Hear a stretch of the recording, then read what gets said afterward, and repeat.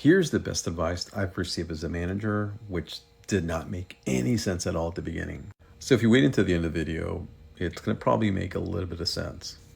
So again, as always, please like it and save it and share it with others that need this advice.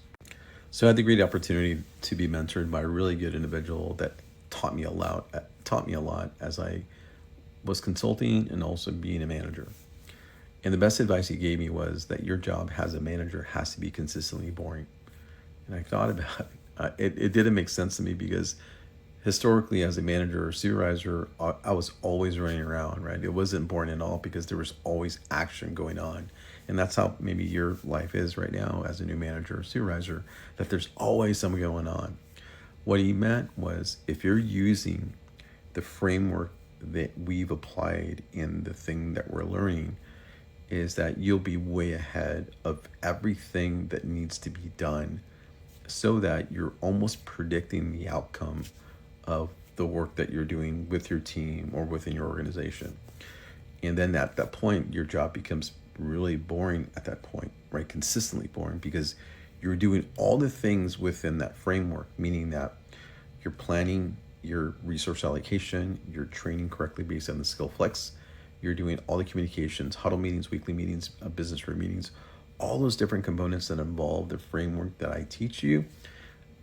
Then you become a proactive culture, proactive manager, and your leaders are proactive.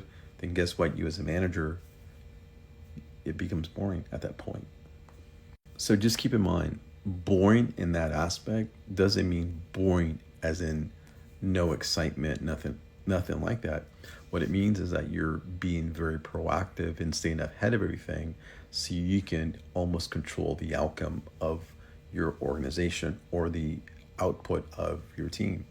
So in that aspect, it didn't make sense. And now it makes sense because if you apply the framework that I'm trying to teach you, you get to a point where it does become very efficient, very effective, and your team is changed into a more proactive and more focused team so that they become very ahead of what they're doing, resolving issues, creating a plan, creating a better plan, and helping employees resolve their issues, creating a culture that's engaging.